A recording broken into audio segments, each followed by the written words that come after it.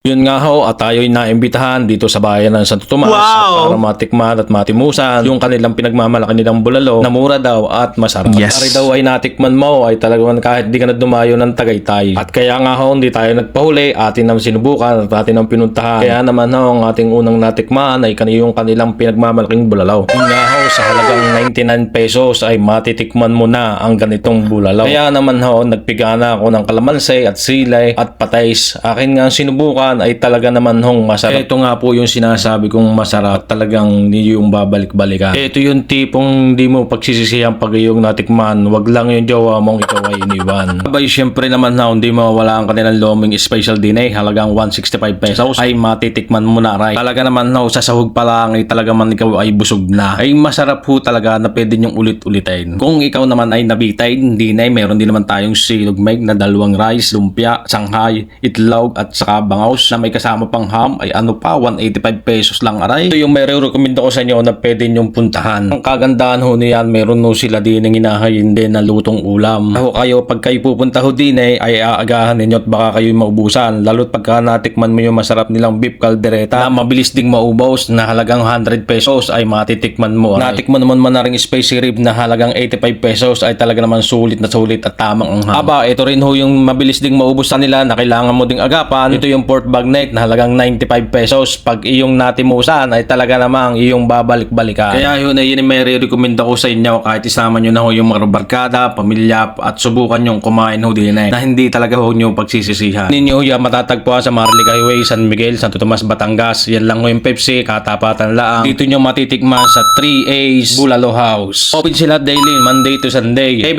AM to 11 PM. At kung meron naman ho kayong karagdagan, katanungan ay pwede nyo bisitahin ng kanilang FB. I'm Ka-Runner Vlog, alay, Barakon, datingan.